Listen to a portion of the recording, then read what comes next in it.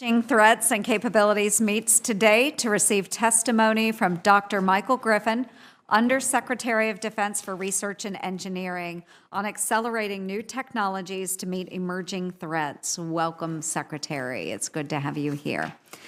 The National Defense Strategy acknowledges that our increasingly complex security environment is defined by rapid technological advancements, which have the potential to change the very character of war. These technologies include advancing computing, big data, analytics, artificial intelligence, autonomy, robotics, directed energy, hypersonics, and biotechnology. Moreover, their development is increasingly dispersed, expanding both to near-peer competitors and other actors with the means to use these technologies against our warfighters.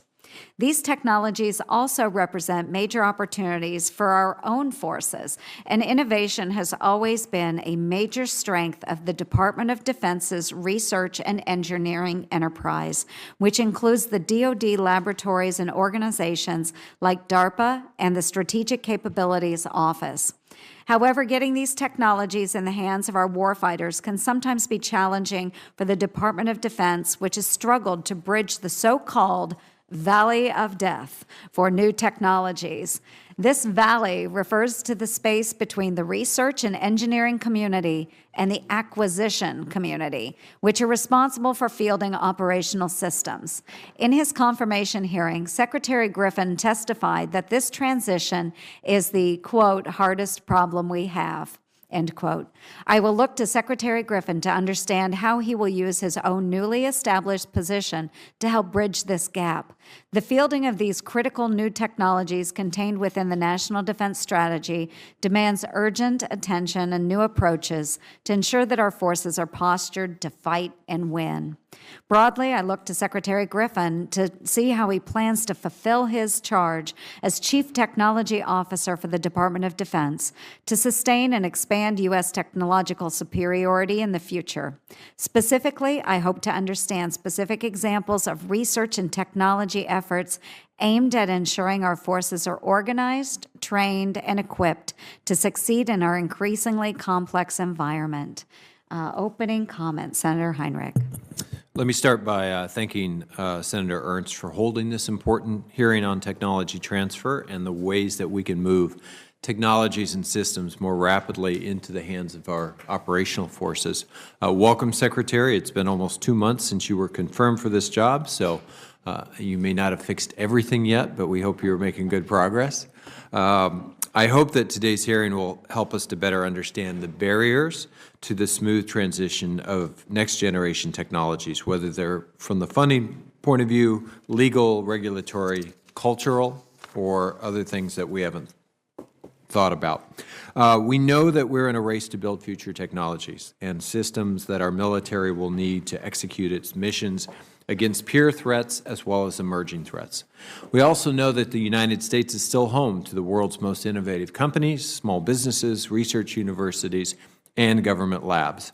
The state of New Mexico alone is proud to host 2 national security laboratories, Air Force Research Laboratory, White Sands Missile Range, and a number of high-tech small businesses, each employing some of the best and brightest minds in the country. Yet one of our nation's biggest challenges remains in determining how we can best connect those innovators to the real, current, and future challenges facing our military, and how to move the best new technologies into the hands of our warfighters as quickly and effectively as possible. All of the members of this committee have heard frustrating stories of companies with great ideas or universities and government labs performing cutting-edge research that can't seem to get traction and fight its way through the Pentagon's arcane and bureaucratic procurement and funding processes, only to get stuck in that valley of death that Senator Ernst spoke about. This committee has taken a number of steps to help transition technologies, including strengthening science and technology prototyping efforts, emphasizing weapons of the future like directed energy, supporting the Small Business Innovation Research Program, and trying to cut back on the red tape and bureaucracy that slows this process. But I certainly believe we can do more. Tackling the issues that prevent the transition of technologies is a key emphasis of your work, Dr. Griffin, and you have an excellent opportunity to do so as our nation's Undersecretary for Research and Engineering. Dr. Griffin, I hope we can hear today your early assessment of the biggest challenges to effectively transition technology and learn what steps you are beginning to take to address them and how we can help. I also look forward to hearing what hurdles you're encountering in terms of setting up your organization and staffing in the Pentagon and deconflicting authorities with the services and other parts of the Pentagon. Finally, I hope to learn what steps this committee and other committees in Congress can take to assist in these efforts. Our military's technological edge may not depend solely on your success, but your success can greatly alter the ability of our military to stay ahead of our adversaries. Look forward to your testimony and learning more about how we can help. Yes, go ahead, Secretary. Thank you. Chairwoman Ernst, Ranking Member Heinrich, Senator Peters, Senator Fisher, Senator Perdue, thank you for being here. I really appreciate this opportunity to talk to you about these issues. I'm going to offer a very brief opening statement and ask that you submit my written testimony for the record. So the recognition of the erosion of U.S. technological superiority, which was once unquestioned in the world, is what led the Congress to establish the position that I now hold, the Undersecretary of Defense for Research and Engineering. Our mission is to ensure that we, if necessary, reestablish and then maintain our technical advantage. I'm honored to be here today. Now, frankly, my involvement with the national security community is of long standing, and so I feel that I come to this position reasonably well versed in the threats that we face, and I am therefore concerned. We are in constant competition, and the pace of that competition is increasing. In a world where everyone pretty much today has equal access to technology, innovation is important, and it will always be important. But speed becomes the differentiating factor. How quickly we can translate technology into fielded capability is where we can achieve and maintain our technological edge. It is not just about speed of discovery, it is about speed of delivery to the field. So this is a key tenet of my mission as Undersecretary. My organization will focus on closing the gap on current and emerging threats, on driving the disruptive innovation that provides the technical dominance on the scale and timeline called for the National Defense Strategy. In this role, I fully intend to establish the technical direction for the Department of Defense. This is more than just recommending the path forward. My organization must ensure that the future force has what it needs by working with warfighters to develop new concepts of operation through mission analysis and experimentation. I believe that it is critically important for the DoD to utilize intelligence products, technology forecasting, and our own analysis to inform decisions on where we will invest, what we will prototype, what experiments we will do, and what emerging capabilities and concepts of operation will help us to succeed. To this end, we've established a strategic intelligence analysis cell within the organization that will help us do that. I will focus on establishing processes and methods to drive effectiveness and affordability by examining our acquisition, testing, and sustainment processes in the system design phase, by setting and adhering to open architectures and interface standards, while implementing good system engineering and cyber resiliency. Ultimately, I plan to establish and embrace a collaborative culture focused on piloting new acquisition pathways for speed and providing capability to the future force. The Department continues to push research into new technologies such as autonomous and unmanned systems, artificial intelligence, biotechnology, microelectronics, cyber warfare, both offense and defense. These technology areas are not just important to the Department of Defense. They are, in fact, the focus of global industry, something we must learn to leverage. The Department is not short of innovators. We're short of time, and we lack expertise in adapting commercial market advances to military needs. We need to strike a balance between bringing in new technology and getting current technology out to the field. We need to deal with conquering Senator Erst's valley of death between innovation and real applications. Now, earlier this year, one crucial step in this is a comment that the Deputy Secretary made recently. He said, and I'm quoting, "Everyone wants innovation, but innovation is messy. If the department is really going to succeed at innovating, we're going to have to get comfortable with people making mistakes. Increasing the use of prototyping, demonstration, and experimentation will help the department more rapidly mature technology to assess the impact that innovative technologies can have on the future force. Building prototypes and testing them with operators allows the department to speed innovation by driving down technical and integration risk. It also enables us to refine requirements, evaluate new concepts, and get warfighter feedback before we commit to a major program. Those are the obvious benefits. The less obvious benefits include stimulating industry design teams with new challenges, contributing to new methods of manufacturing, and increasing the likelihood of a successful program by ensuring that we better understand what the requirements are to deliver a real system. While our adversaries are presenting us with the challenge of a sophisticated, evolving threat, we are prepared to meet this challenge and restore the technical overmatch of the United States Armed Forces through focus, innovation, and rapid delivery to the field. Thanks again for this opportunity to testify before you on these important issues. I do look forward to your questions.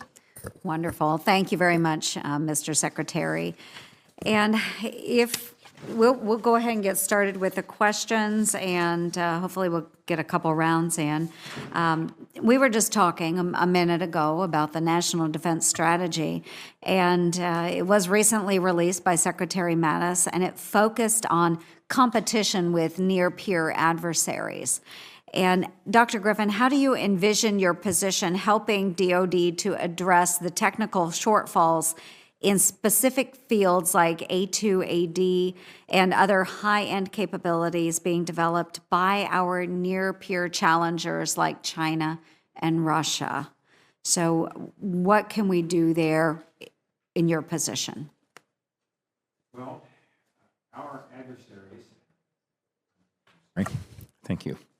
Our adversaries have taken advantage of what I have referred to as a holiday for the United States.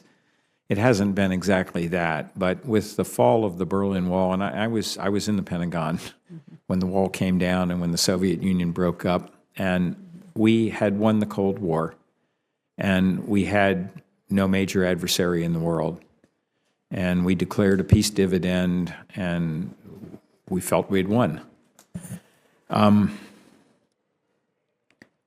The winners never learn anything, and the losers always do. So over the course of the 25 years since that has happened, China has understood fully how to be a superpower. We gave them the playbook, and they're executing. Russia, after a period of very difficult times for them, is now resurgent in the world of global competition, great power competition. And these are the things our National Defense Strategy calls out.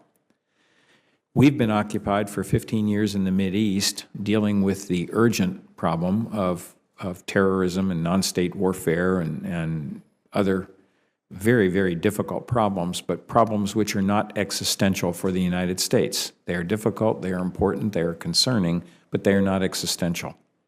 Our global power adversaries are existential threats, and this is what the National Defense Strategy is saying.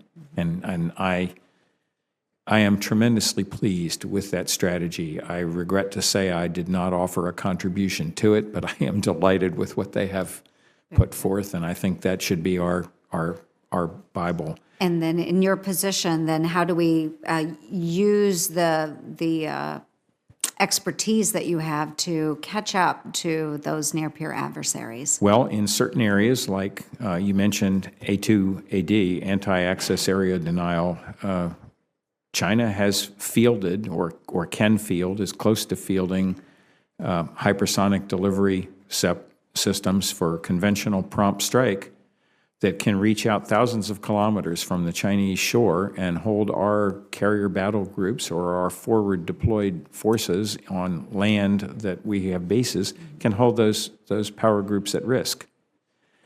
We today do not have systems which can hold them at risk in a corresponding manner, and we don't have defenses against those systems. Should they choose to employ them, we would be today at a disadvantage. It is among my very highest priorities to erase that disadvantage, creating our own systems to hold them at risk and to provide defense. We will never win a man-to-man conflict with the Chinese, should that come about. We can only win by employing technical overmatch. So, for example, in the areas of missile defense or air defense, or even with our ground forces, in order to deal with things like swarming drone attacks, we have got to finish the development of directed energy weapons, which we, this country, started. And some years ago decided we didn't really need. Well, we need to decide that we really do need them, fund them to completion. We need to have 100 kilowatt class weapons on Army theater vehicles. We need to have 300 kilowatt class weapons on Air Force tankers. We need to have megawatt class directed energy weapons in space for space defense. These are things that we can do over the next decade if we can maintain our focus. I appreciate that, and we do need to maintain our focus. And with that, we will go to Senator Heinrich. Secretary, yesterday you testified before the House Armed Services Committee, and I saw a little bit of that. I believe you said that the powers afforded to you in this new position are more like, quote, broad and sweeping powers to offer advice. Can you tell me a little bit more about exactly what you meant by that, and what do you think should be your authority and relationship with this, with service research and engineering programs and activities? Well, that's a leading question, sir, but I will take a swing at it. Yes, sir. The authorities which the USD R&E has do not include the ability to direct funding to direct funding. They do not include the ability to direct programs or program direction. Now, so therefore, the office is persuasive or advisory in nature, and I think that was what I said yesterday, and if not, it's what I should have said. So let me be clear. I think that in the NDAA 17 and 18 legislation that was passed, that I personally believe it was a very good idea to delegate programs back to the services to run on a day-to-day basis, except for those few programs which the Secretary has determined should be held at the OSD level. I am an unabashed supporter of that plan. OSD, generally speaking, is not the place you want to run programs. However, the industry analogy which I've used might be that OSD is what you might call in industry the vice president for programs, for all programs. You're not running the program, but if a given program or a given program manager gets off track, in industry there's no fuzz on this. There's a vice president somewhere who will say, what you're doing is not okay. I'm not replacing you. You still have the program, but you can't do what you're doing, and you're going to do this other thing instead. And the reason is because I'm the boss and I said so.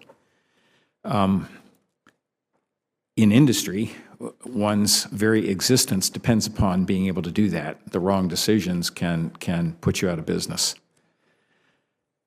I've run 2 companies, and we didn't run them on the committee system. So that, I think, gives you a flavor of the kind of authority that we need to have. We do not, in OSD, in my opinion, need to be running programs, but we need to be able to control the funding and the overall direction of those programs in a way that is collaborative, but in the end, when a decision is made, the decision is made. I think we agree that you shouldn't be meddling in the day-to-day management, but we want to make sure that the strategic direction that you set is how these programs execute. I'm also concerned that the services haven't always prioritized the modernization of the testing infrastructure, which is incredibly important if we're going to maintain our position in the world. You know, if you just look at one example that I'm familiar with, White Sands Missile Range went 18 years straight without receiving a single MILCON project. And it is not unusual. White Sands is not alone in seeing that sort of dynamic among our test ranges. So I'm curious, how can you help to ensure that Test Resource Management Center is not only planning for testing, but planning to make sure that we're maintaining our test ranges, that we're investing MILCON in them, and that we,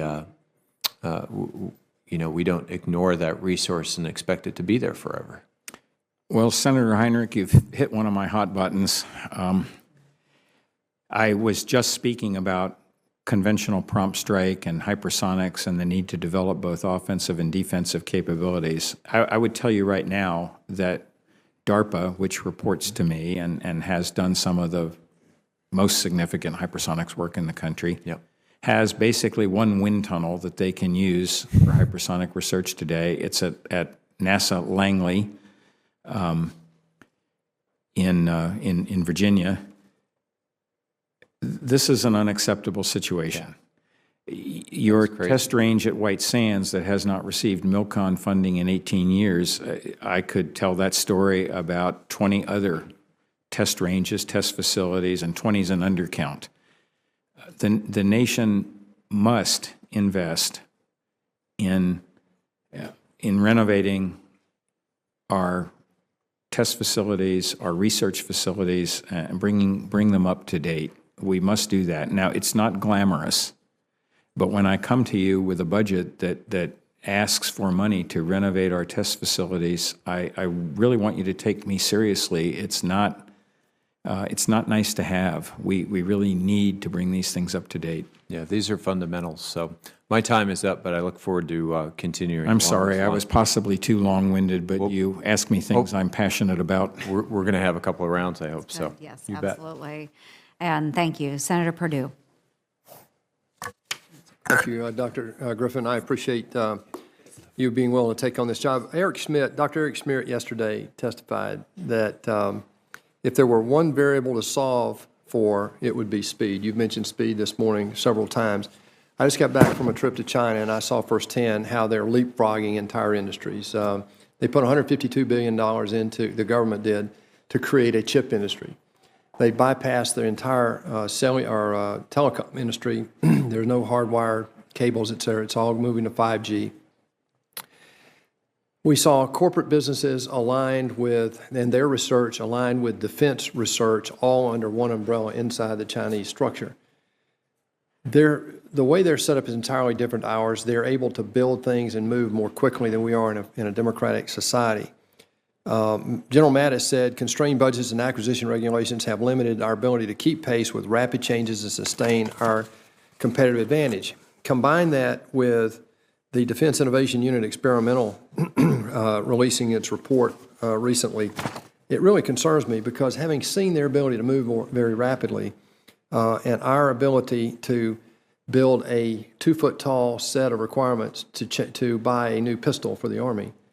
So the question I have for you is, within our DoD procurement system, our DoD requirement system, and the ability to innovate within a system that has been choked up by all the things you're talking about, China is buying technology from us, they're stealing technology from us, and they're innovating on their own today in a way that at a level that we have not seen. And when you look at the two domains, in space and in cyber particularly, I'm worried about whatever advantage we might have dreamed we had may have been dissipated already. So my question is, in that environment, how do we develop the new speed? From your point of view in R&D, I hear infrastructure first, I get that. What are the ways in integrating with business? You've read the Defense Innovation Board report. What ways can we do to accelerate the innovation that we obviously have to be able to defend our country in this new technical world that we live in?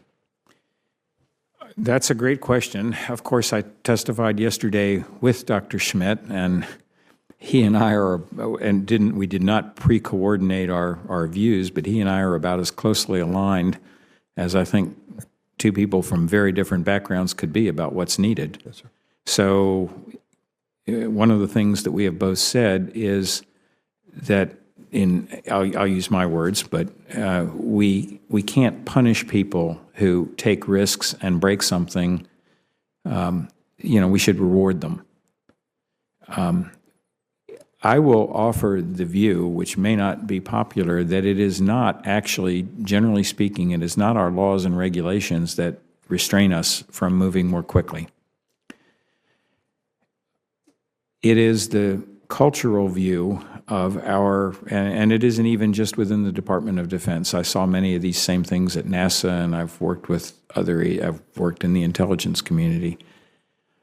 It is the view that we have taken in recent decades that any mistake that is made in the course of a new development is a punishable offense.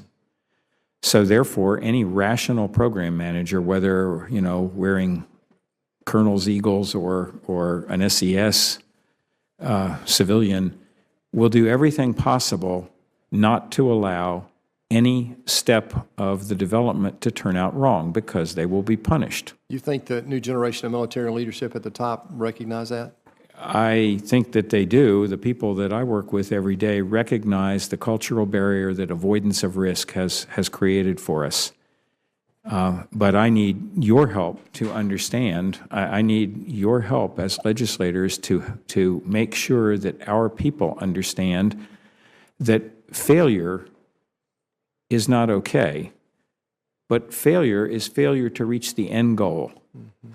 If I fail to give you a 100-kilowatt laser weapon for an MRAP within a few years, you should ding me for that. You should not ding me if we go out into the desert and try a couple of laser concepts and one of them doesn't work and we have to back up and try another. Right. That's not failure. Failure is if I don't get to the goal. All too often, we punish program managers because they take something out to the desert and flight test it and it breaks. Yeah. Until I was 40, I was closely involved with hardware development, and I'll tell you, it's really hard to get it right the first time.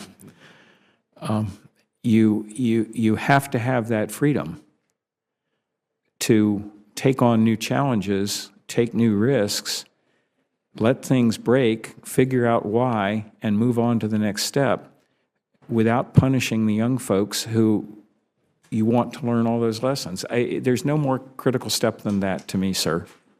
That is how we can establish a new culture of speed and innovation. Is that inside DOD, and it's also in the procurement area as well, right? It's in the procurement area, it's inside DOD, it's really all across government.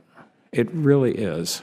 You've given us a lot of new legislative permissions, and you know what? As Eric Schmidt said yesterday, you should ask us to keep count of the number of times we're using other transaction authorities instead of the regular FAR. You gave us permission to use them. You should require us to do so. Yeah. You should not allow us to fall back on what we're culturally familiar with. Another point that I will make, and I realize I'm over time, another point that I will make is that the whole purpose of carving out or separating R&E and A&S from the former acquisition technology and logistics was to provide an organization which could do advanced development before it got into the major production cycle. So let us make our mistakes, let us learn our developmental lessons when it doesn't cost much. Yeah. Let's not learn it when the carrier is already in production. Yeah. And I'm not picking on carriers, you pick your system. Let's not learn it when the system is in production. Let's learn it before, while people are still experimenting. That's a critical step. I'm sorry, I've overstayed, but Good discussion. I appreciate it. Thank you, Madam Chair. Senator Peters. Thank you, Madam Chair, and thank you, Dr. Griffin, for being here. And your discussion about failure as part of the process, as you were talking, I'm just reminded of Thomas Edison. I can't remember his exact quote, but I think he said he spent most of his career with failed experiments, but the ones that worked were pretty big and changed the world. Well, the knowledge that that a particular approach does not work is every bit as valuable a piece of knowledge as the knowledge that something does work. Absolutely, yeah, absolutely. And I'm not suggesting that, that we embrace stupid decisions. Right. I'm not going to that place at all. What I always tell my people is, every mistake you make, I want it to be a new mistake. Right. Make a new mistake. Right. Just don't repeat the old one, and we're good. Yeah, as long as you're learning from it. Yeah. Well, I wanted to pick up on on your comments related to speed as well, and I think the other thing that I think was significant, where you said everybody has access to this technology, which has changed so dramatically. The area that I've spent a lot of time on, being senator for Michigan, is self-driving vehicles and autonomy, which is moving, I think, a whole lot quicker than people realize as well. And the race with the Chinese, the Senator Perdue's comments, I know they are at full speed of this as well. And one of what has been told to me is the power of self-driving cars is that in order for it to work, you need to have further advances in artificial intelligence and machine learning that's able to process the massive amount of data that's coming in. In fact, it was described to me in some ways, self-driving cars is the moonshot for AI. When AI can pilot that car through a street here in Washington or New York City safely with all of those inputs, that means AI is ready for prime time in every single industry and will likely change everything about our world. And that also means the future of warfare as well. And I know the Chinese are working on that in a feverish pace as well. So I wanted to ask you about reports that I've seen that the DoD and the intelligence community are working to create a joint artificial intelligence center that will hopefully move us along quicker with some of these kinds of developments. I'm currently working on some language for the NDA provision that will create some flexibility so that we can move forward with AI and incorporate all that we're seeing on the commercial side into applications that will change the face of warfare in ways that I don't know if we can fully appreciate at this time. So my two questions are, first, could you speak to the reports of this joint AI center, how we can help here in the committee to make that kind of effort a reality where we're coordinating our activities and taking advantage of what's available commercially? Okay, so in answer, sir, to that question,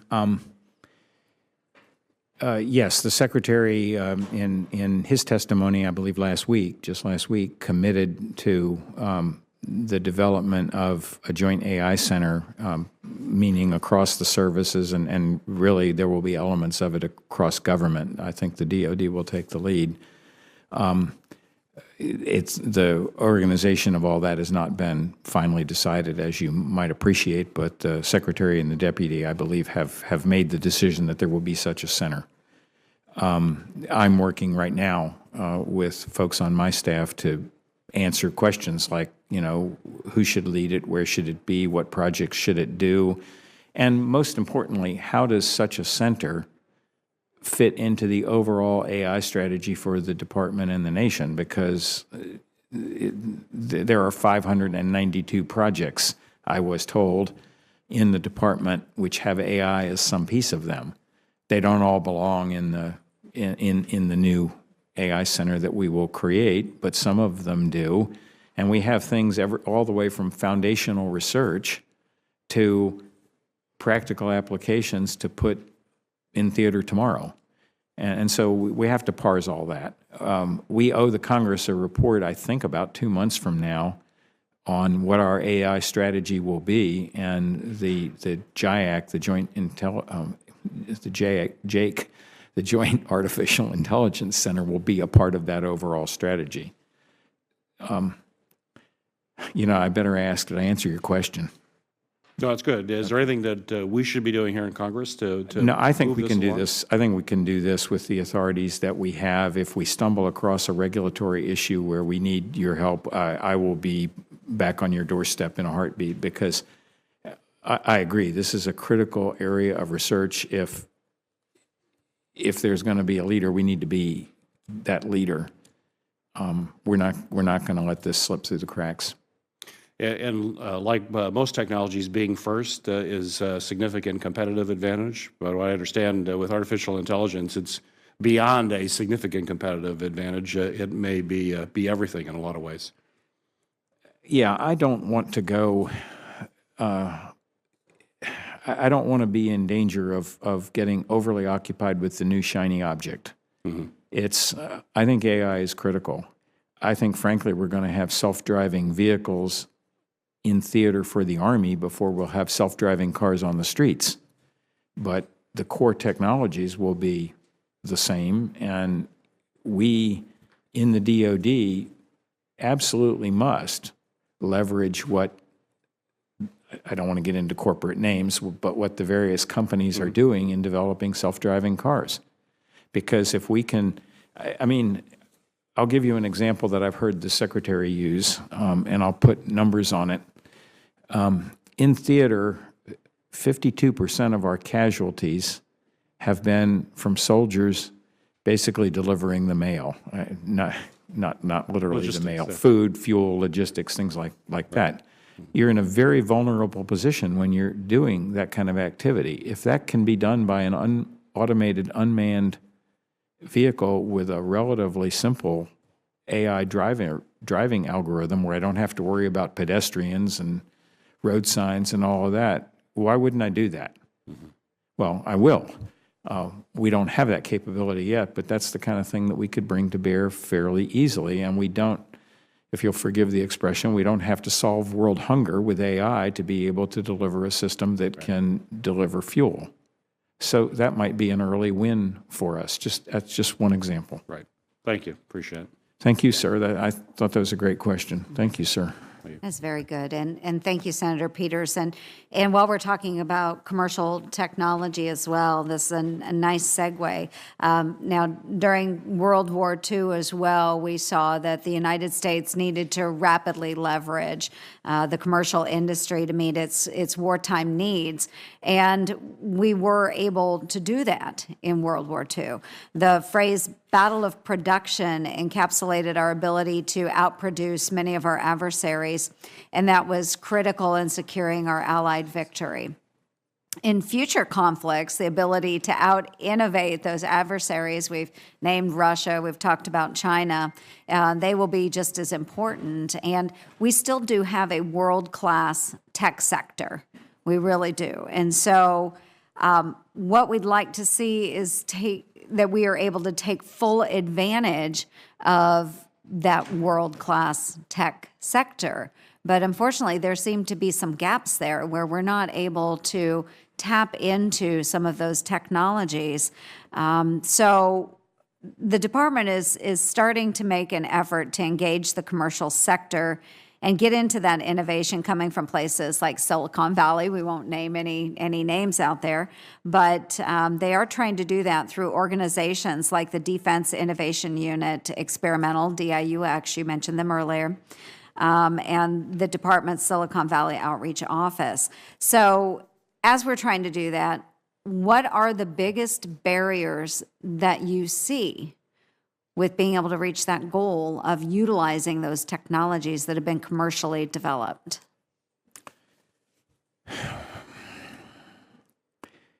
Well, one of the barriers that we have is that whether in, AI or any other kind of information technology type of thing, or whether in fundamental materials science or microelectronics, most of the innovators are innovators in small companies. Most of those companies fail. I used to run In-Q-Tel, and I would split time between Washington, D.C. and Silicon Valley. Had an office on Sand Hill Road.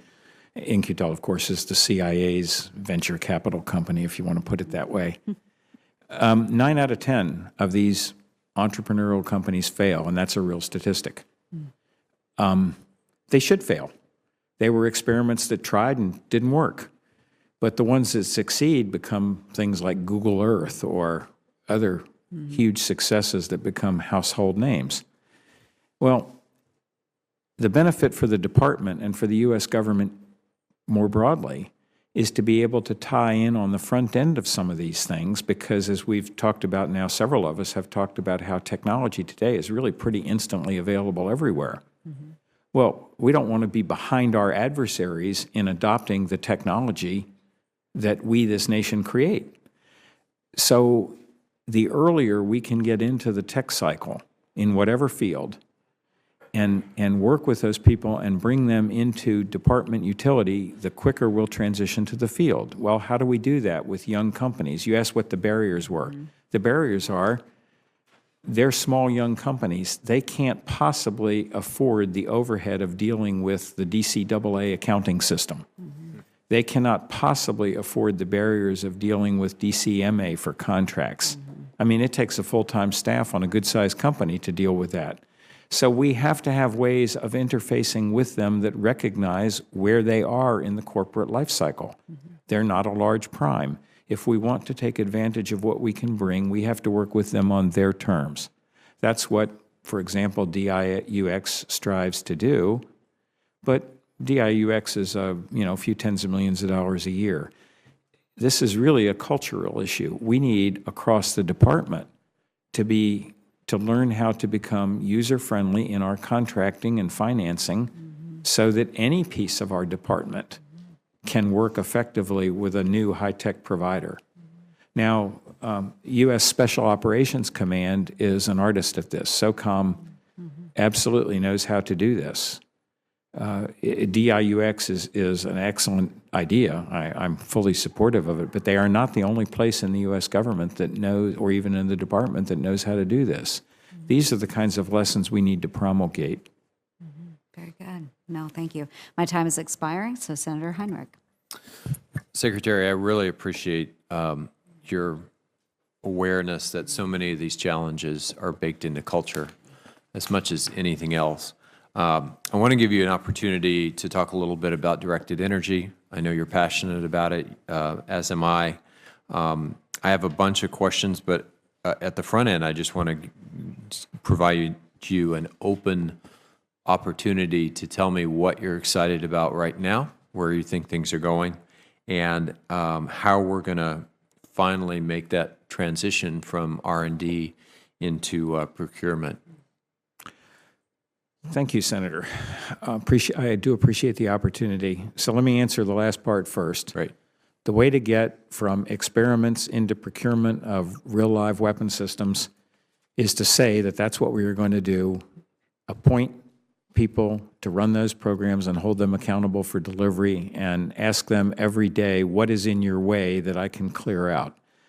The technology is there or almost there. If we tell people, I used an example earlier, let me have 300 kilowatts on an Air Force tanker so that the tanker can defend itself, because that's a critical function in our maintenance of air superiority. Okay, and there are others. I'm neither picking on the Air Force nor otherwise. It's just an example. I don't have a 300 kilowatt laser today. I've been in the directed energy community, at least on its periphery, for 3 decades. The people that I talk to who are domain experts today, and from my own background, I can tell you that if we can persist for 5 or 6 years, we can have that laser. If we can persist for 10 years and maintain our focus, we can have the megawatts class space laser that I want. If I can persist for just a few years, I can have the laser that goes on an Army combat vehicle. You'll notice that the key word there is persist. We have to set our goals and move toward them, and weed out the funding for interesting ideas, but which are not on the main line of development, and have people stick. So that's what it takes to get, that is the cultural behavior that it takes to get things to the field. I've already alluded to what level of performance we can have. Today, we have 2 very promising approaches, diode-pumped alkaline lasers that are being developed at Lawrence Livermore Lab by the DOE, which is, I keep talking about across government. It's not just the department. The DOE is our ally in this. And we have fiber-combined lasers being developed both by industry and by government laboratories. In particular, Lincoln Labs has demonstrated 35 kilowatts of controlled power. You're getting very close there to something that will allow us to defend our forces. So we've got good technology paths, we've got good laboratories, we've got a good industrial base, and you've got somebody with me who wants to bring that to our troops. Because when I interviewed for this job with the secretary, there was a comment he made that until I either die or get Alzheimer's, I will not forget. And he said to me, he said, when I was in theater, I never had to have a fair fight. And he said, you're in charge of making sure that the future force never has to have a fair fight.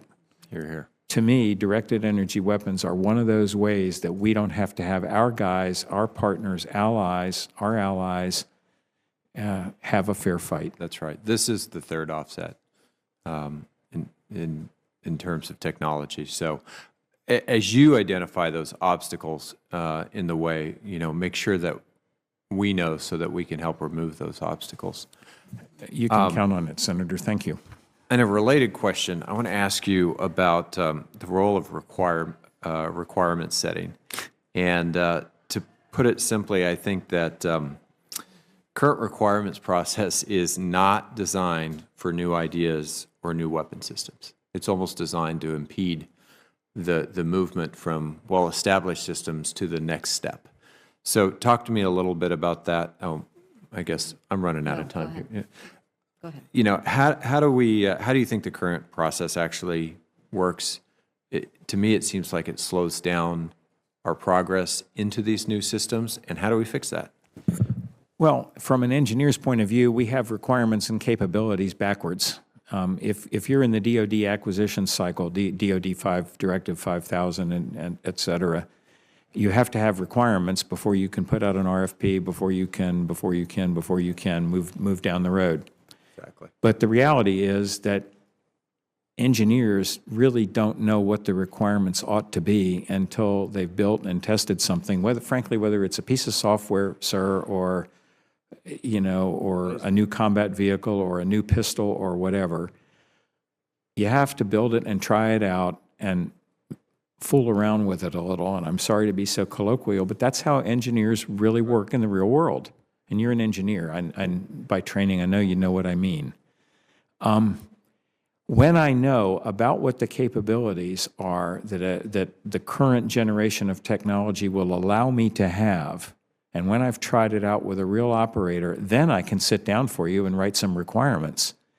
But if I have to write the requirements first, well, despite what some think, I'm not actually stupid. I'm never, ever going to write a requirement for something that I don't already know I can do. Why would I do that? I'm going to write a requirement for something I can't get? That's just insane. And so the requirements before capabilities process, what that does to you is it constrains your ability to innovate to get anything that you don't already have, because you must be so conservative in your process, and that is at the root of our difficulties. And would you like to do one more round? Sure. Okay, Mr. Secretary, we'll do one more round. We've got a couple more questions. Now, we have talked about some of our adversaries, near-peer adversaries, and the technology that they have been developed over the course of the last several decades. What can we as the United States be doing to make sure that we are tracking the advancements in technology that they have, and then as well as developing our own? What we really need to see is that the United States is, again, staying ahead of our near-peer adversaries. You had just stated, we don't want to see our warfighters in a fair fight. So what can we do to make sure we're outpacing our adversaries? Well, certainly our intelligence gathering apparatus is critical to that, and I met yesterday with some of my Title 50 colleagues. We need to take a whole of government approach on this. Within the USDR&E, we have a group who are focused on protecting our own technology, making sure that foreign acquisitions are appropriately vetted against strategic considerations. We have to protect what we have while not impeding our ability to have our companies compete in the real world. Because we can't wall ourselves off and stay inside it. We have to be prepared to compete. At the same time, we have to protect ourselves, and we have to do that in balance. But if you ask what we need to do to regain and maintain a technological advantage on our adversaries, frankly, we have to work harder. We have to run faster. We have to have more focus on what we want to do. No adversary of ours at present has directed energy systems of the type of which I was just speaking. We should be the first. We should be putting them in a position to catch up with us. I've mentioned, you can find in public literature, many references to the Chinese hypersonics capability development. Frankly, we were the leaders in that 10 and 15 years ago, and we just let it drop. We need to get started again. We need to shorten our test cycle timelines. I referred yesterday to an experiment called Flight Experiment 1 that the Navy did with a long-range conventional prompt strike experiment. It was frankly an experiment. It's not a weapon system yet. They did a brilliant job with it. I mean, I won't quote numbers, but I'll just say that the impact accuracy was quite impressive. So in chatting with my colleagues at the senior levels of the Navy, I said, well, when can I have FE2? When can I have FE3? Why not next August? Or why not this August? I mean, we need to finish the development of these systems, and it cannot be done at a leisurely pace because our adversaries are not working at a leisurely pace. As much as anything else, it's the sense of urgency, Senator, that we really must get to this. Very good. And I will just make a brief comment. I think we've talked a little bit about some of the issues and what we described as the valley of death, actually taking that technology and getting it fielded for our warfighters. And it seems like the overall or arching theme seems to be the persistence and funding. Would you state that that's accurate? Senator, absolutely. Persistence in reaching the goals, consistent, knowable funding to reach the goals. I can deal with budget cuts. What I can't deal with is surprises. Right. Or I can, but the surprises become very expensive for you and insert delays for me. The other thing that, I guess I would offer is we have to regain a cultural awareness that we have, as the National Defense Strategy states, global superpower competition again. I was once labeled by a political adversary as an unreconstructed Cold Warrior. I took that as a compliment, actually, though it was not meant that way. Much of my early career was in the Cold War. Yeah. And we understood for decades that we had an existential threat from a peer competitor, and Democrats, Republicans, didn't matter which presidential administration. We had for decades a united policy across government that we were going to contain the Soviet Union and we were going to win. And if we can restore that kind of thinking to a renewed global power competition, then we will actually never have to fight because our adversaries will not want to take us on. Very good. So that's the kind of culture those are the kinds of comments that I hear coming out of my leadership and which I would like to promulgate as well. Thank you. I appreciate it, Senator Heinrich.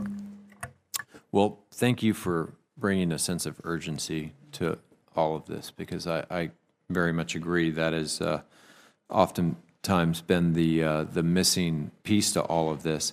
I wanted to follow on to the question that Senator Perdue asked you, and you did a really good job of articulating why testing is so important and why you want to do testing very early in the process and not after you've got a product that's supposed to work perfectly for folks in the field. Can you talk a little bit, too, about just how early and effective developmental testing also speeds up acquisition by discovering challenges early in the life cycle and not after the fact? Well, sir, I think you've pretty much done it for me. The truth of the matter is that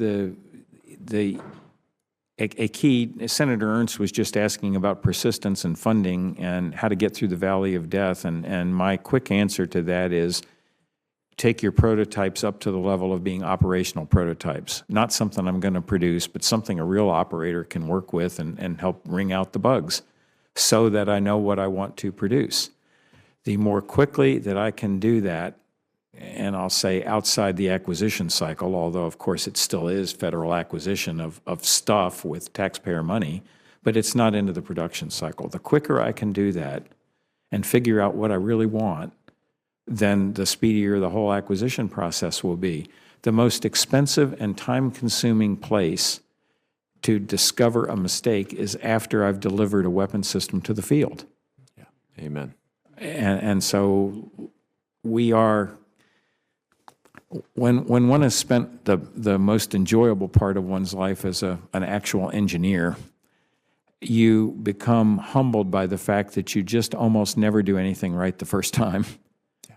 And it's a bit embarrassing because we're all, there are very few stupid engineers around, and all of us have advanced educations, and you'd like to believe that you could get something right the first time. You just can't. Experience does not support that. Yeah, so wring the mistakes out as early as possible. Let us work with us, talk with us. Let us call us up to the hill frequently and say, hey, how are you doing on that flight experiment 2 that you just talked about with the Navy? How's that coming along? You mentioned a laser that DOE is developing. Before we let you go, is it easy enough to work across government if DOE or the NNSA, National Security Labs, are developing something that has direct application in DOD? Do the authorities and the current ways of interfacing, do they support being able to work together, or are there things that we need to change in the NDAA to make it easier to do that kind of work? Senator, if I come across something that should go in the NDAA, that would enhance our ability to work across government, I and the department will come to you with a legislative proposal. I have spent decades working with, in various agencies, working with other agencies, to include, at various times in various places, NASA, National Reconnaissance Office, DOE, CIA, DOD, of course, working in and with these various components of the government. And when you get below the very political level and you start dealing with people whose focus is on the mission, I've never had any trouble at all. That's good to hear. Yeah, it works well. I'm not saying they're not stumbling blocks. It's always difficult for people to work together, but my experiences have been good ones. I'll just say that over the years. That's exceptional. Okay. Well, thank you so much, Mr. Secretary. It's been a pleasure to have you in front of the committee. We appreciate you taking on these challenges for our men and women, whether they're on the front lines or working in various places around the globe. But we look forward to utilizing your expertise in the upcoming years, and I'm anxious to see some of the great developments that will come through your work. So well, you've given us a wonderful budget, and you've given us good regulatory authorities, and we have a great team. It's on us, and we hope to deliver. Outstanding. Thank you. And this concludes the Emerging Threats and Capabilities Subcommittee.